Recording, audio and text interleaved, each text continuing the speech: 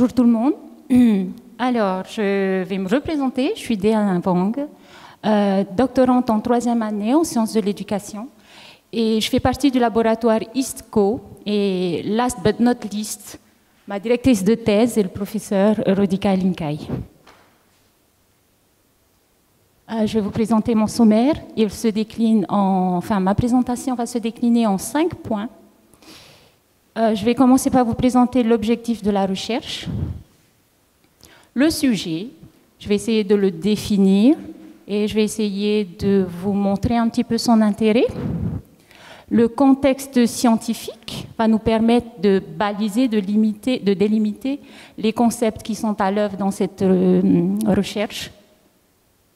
Je vais finir sur les méthodes utilisées et vais vous livrer les premiers résultats de ma recherche. Alors, l'objectif de la recherche, l'origine du questionnement. Ce qui a déclenché mon questionnement, le questionnement à l'origine de cette recherche, ce sont les résultats qui ont été des évaluations initiales en maîtrise de la langue en section des grands entre 2009 et 2012 sur l'île de Moorea. Ces résultats faisaient apparaître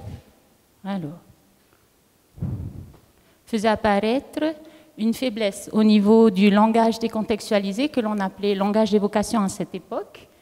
Par exemple, les scores oscillaient entre 57 et 64% comparativement à la phonologie qui, dont les scores étaient de l'ordre de 80%. Donc, une première recherche m'a permis de travailler sur l'identification de certains paramètres qui favorisent la construction du langage décontextualisé. Après cette première recherche, donc, je me colle au doctorat, à la thèse de doctorat. Alors, je vais vous présenter the question, la question de recherche. Donc, je voulais schématiser. Bon, ce n'est pas très évident de pointer sur le...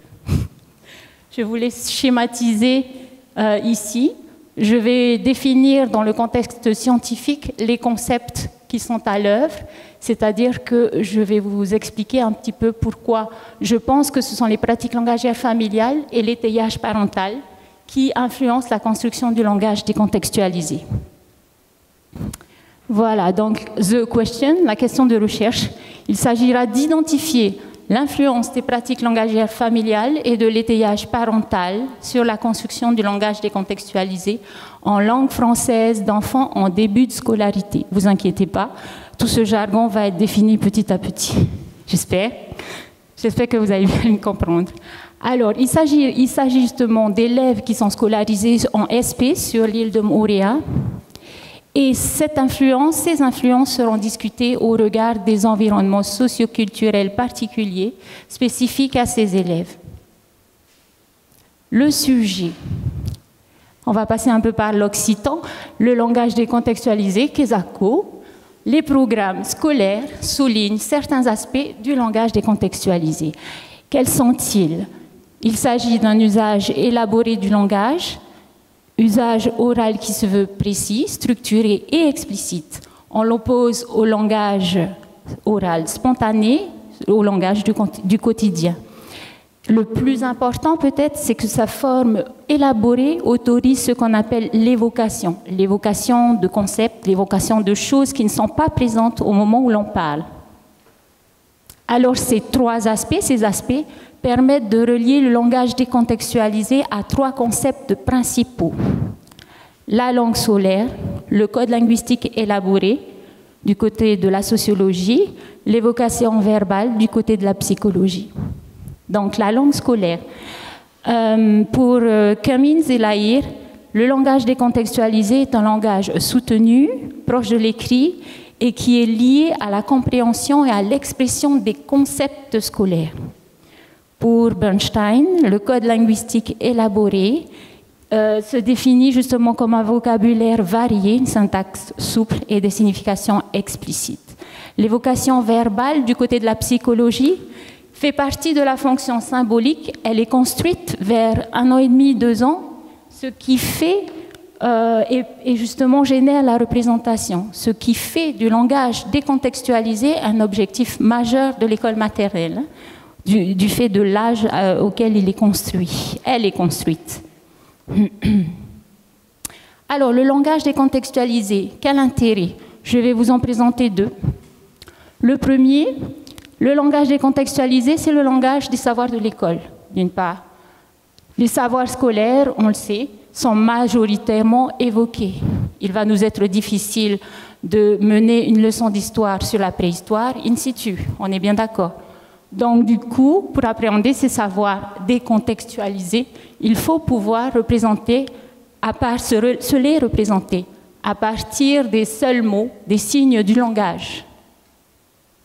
La deuxième orientation, le deuxième intérêt, mais il y en a d'autres, c'est que ce langage est crucial dans l'acquisition de la lecture. Quand on pense à la lecture, on pense au déchiffrage.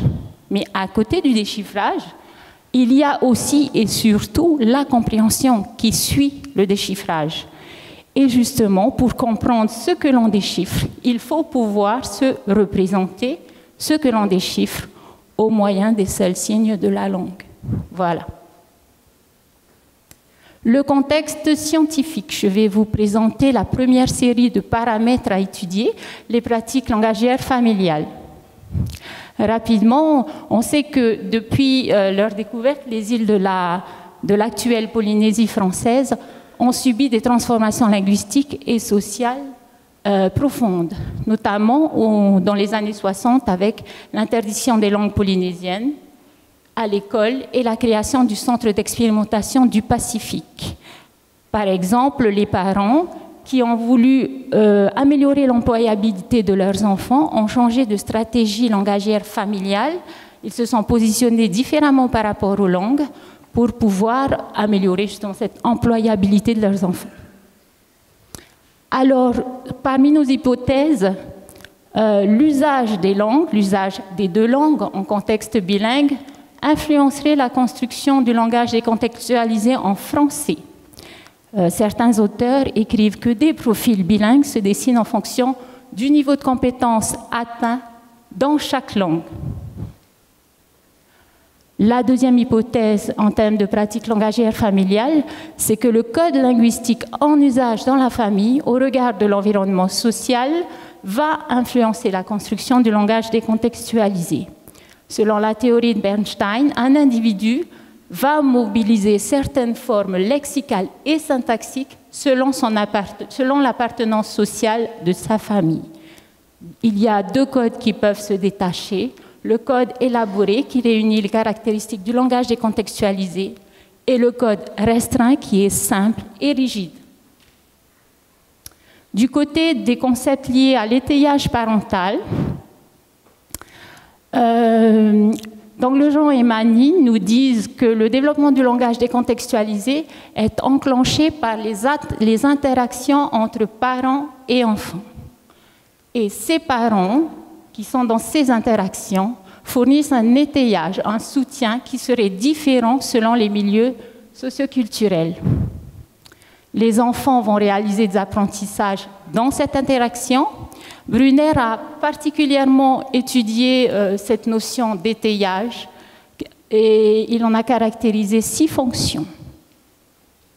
Donc, parmi nos hypothèses, l'étayage verbal et non verbal parental vont influencer la construction du langage décontextualisé.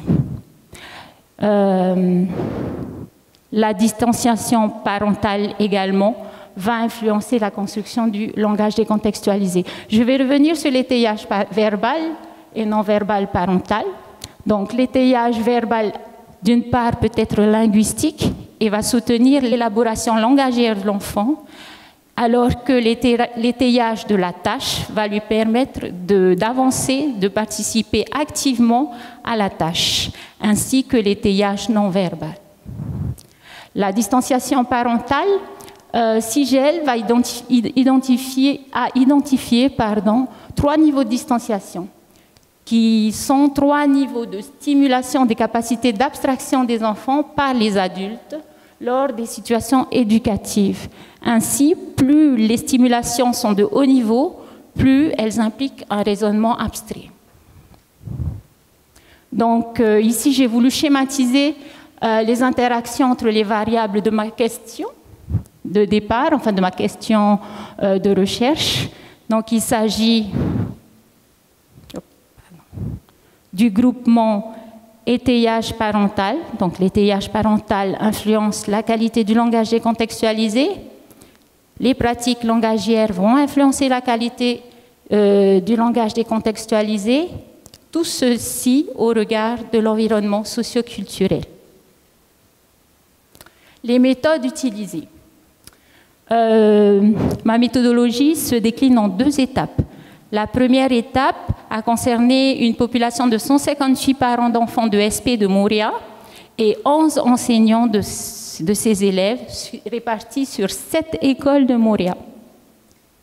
Alors, dans cette partie, je vais vous décliner un petit peu les 3 phases qui concernent cette partie. Nous allons interroger ce qu'on appelle des variables déclarées par écrit. Ce sont des variables qui vont être questionnées par des questionnaires, justement par écrit.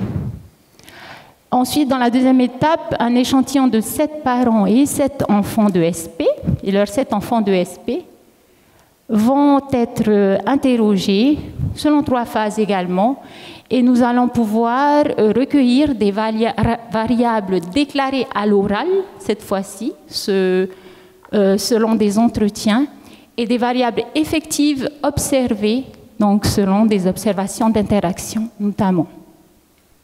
Alors tout ceci pour dire pourquoi variable déclarée à l'oral et pourquoi variable effective observée, c'est pour pouvoir faire une triangulation méthodologique, c'est-à-dire superposer toutes les informations que nous allons recueillir. Alors, pour la partie méthodologique, donc vous allez voir ici les trois premières phases de l'étape 1. Le relevé de terrain s'est déroulé entre octobre 2019 et juillet 2020.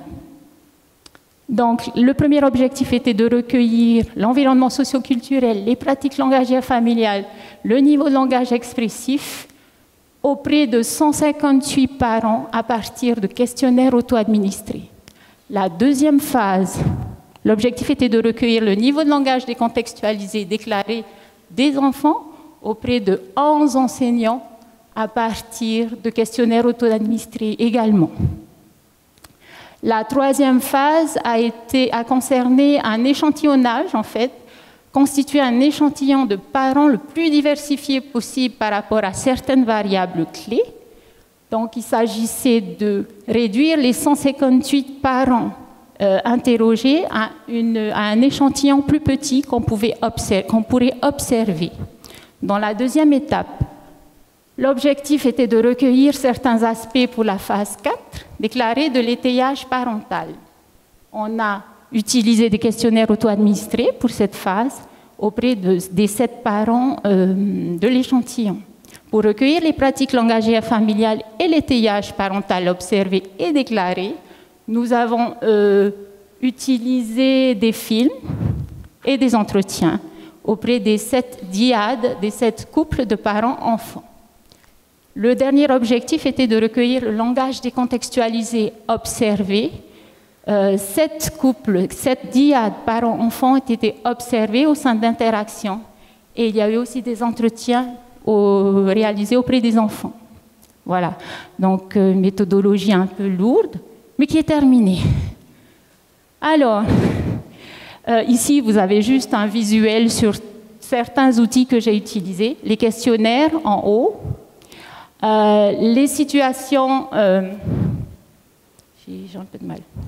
Les situations ici qui ont été proposées pour les interactions, et ici les films, les observations des interactions et les entretiens avec les parents et les enfants. Alors, pour les méthodes utilisées, on va continuer sur les analyses. Au niveau de l'étape 1, seules des analyses statistiques ont été proposées.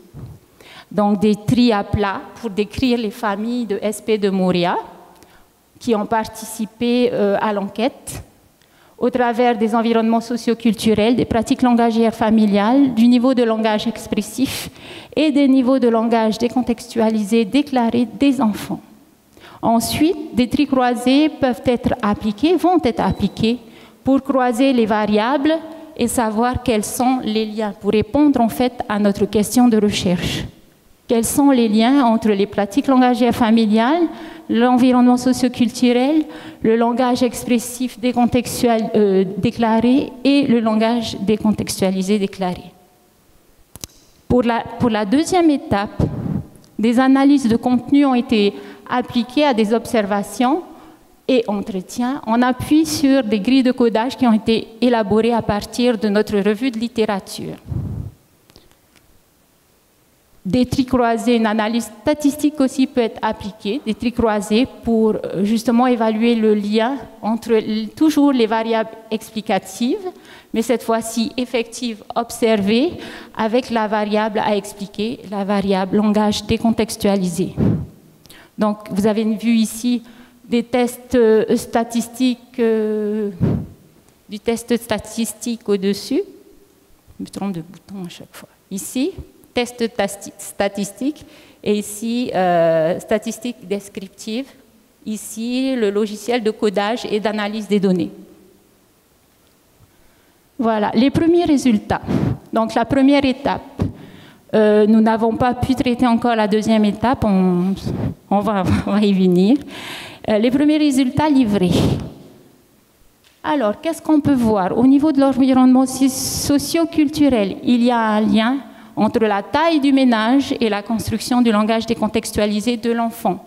Par exemple, les enfants issus de familles de 2 à 4 personnes, de plus petites familles, ont une meilleure construction du langage décontextualisé que ceux issus de familles de 7 personnes à plus. Deuxième chose, on constate aussi un lien entre l'origine sociale de la mère et le langage décontextualisé déclaré. Par exemple, 90% des enfants de mères d'origine sociale très favorisée ont des scores de langage décontextualisé déclaré entre 75 et 100%. Au niveau du lien entre le diplôme de la mère, le niveau d'études de la mère et le langage décontextualisé déclaré, je n'ai pas pu faire le test parce que j'ai trop de modalités, en fait. Il faudrait que je réduise les modalités. Le fichier tourne à vide, en fait. Donc, c'est en cours. Au niveau des pratiques langagières familiales déclarées, on ne note pas de lien entre le niveau de mélange des langues, ce que, à partir des déclarations des parents, et le langage décontextualisé évalué. Par contre, on note un lien entre le langage expressif déclaré par les parents et le langage décontextualisé déclaré par les enseignants. 57,69% des enfants, par exemple, à très haut risque de retard à partir des renseignements des parents, n'utilisent pas le langage décontextualisé du tout, selon les déclarations des enseignants. En conclusion, on peut retenir que pour la première partie, l'origine sociale, donc relative aux environnements socioculturels, déclarée de la mère, semble déterminante dans la construction du langage décontextualisé de l'enfant. À l'inverse, le niveau de mélange des deux langues, français-tahitien, qui est déclaré toujours, et qui fait partie des pratiques langagières familiales à interroger, ne semble pas déterminante dans cette construction. Il reste toutefois à confronter ces résultats aux observations et entretiens de la deuxième étape. Maurururua.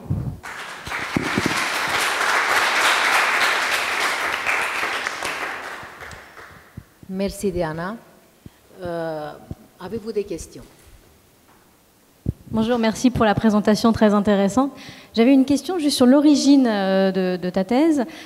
Tu es parti d'un constat qu'il y avait une baisse du développement du langage décontextualisé sur une période donnée, sur Moréa. Est-ce que ces statistiques-là, tu aurais les données pour la métropole, par exemple, et est-ce qu'on ne constate pas non plus une baisse en métropole également? Pardon. Ce n'est pas vraiment une baisse. En fait, on constate que ces évaluations ont été réalisées sur 3 années consécutives, enfin pas consécutives, hein, 2009, 2010, 2012 en fait. Et donc on ne peut pas dire qu'il y a une baisse. Elles n'ont été réalisées qu'à ce moment-là, en fait. Il n'y avait pas eu de, mais il n'y a pas de référence préalable. Voilà, les références, c'est par rapport, par exemple, à tout le... Je vais pouvoir vous le montrer, à tout le reste des compétences qui sont bien au-delà, en fait. Voilà. Si j'y arrive. Oui, c'était le premier slide. C'est un peu loin. Mais bon. Mais du coup, je reformule un peu, mais est-ce que ce constat-là, il est propre à la Polynésie ou il serait plutôt le même en métropole également? Alors, étant donné les préoccupations qu'on a au niveau national au sujet du langage décontextualisé, je pense que c'est généralisé. Mais je n'ai pas de chiffres, je suis désolée, pour étayer ce que je dis. Il y a juste les programmes qui le font apparaître, qui font apparaître justement ces lacunes. Alors, moi j'ai une question qui va un peu dans le même sens. Tout d'abord, bravo pour la présentation. Merci. Pour moi, elle est très très bonne. Est-ce que dans la biblio que tu as dû faire, tu as d'autres exemples d'études similaires dans d'autres endroits dans le monde sur lesquels tu t'appuies pour la méthodologie, pour faire les mêmes choses et pour pouvoir faire des comparaisons après? Et après, pour toi, alors peut-être que tu n'as pas encore tous les éléments pour répondre à la question, mais qu'est-ce qui fait la spécificité polynésienne de ton étude?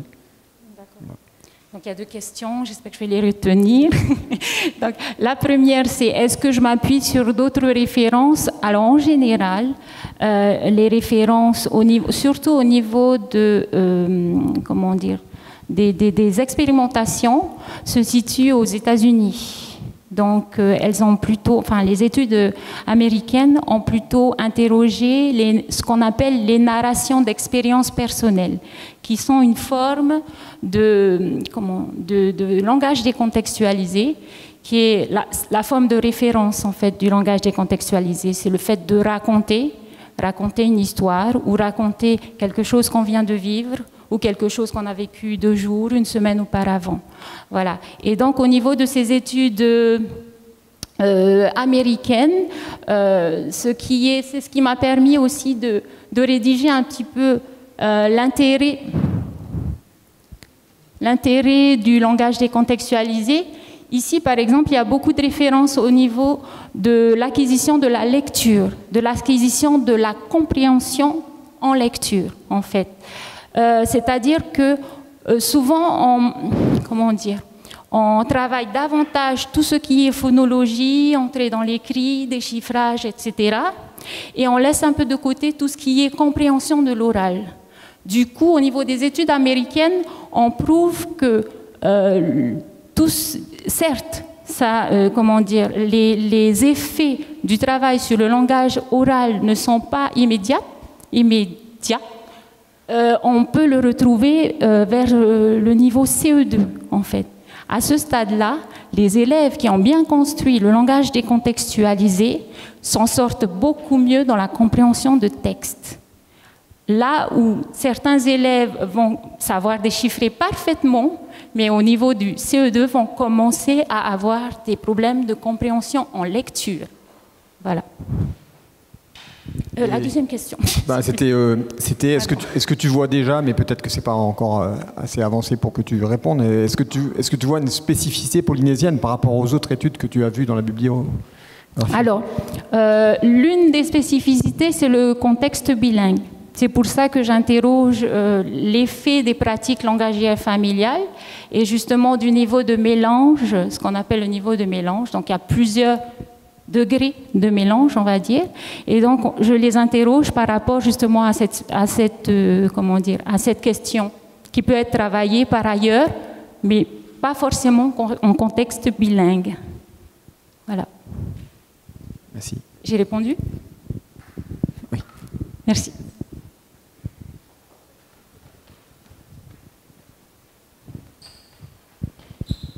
Bonjour. Alors, moi, c'est concernant la méthode, en fait. Donc, tu es parti à partir d'enquêtes. Donc, il y a le traitement statistique des résultats d'enquête, etc.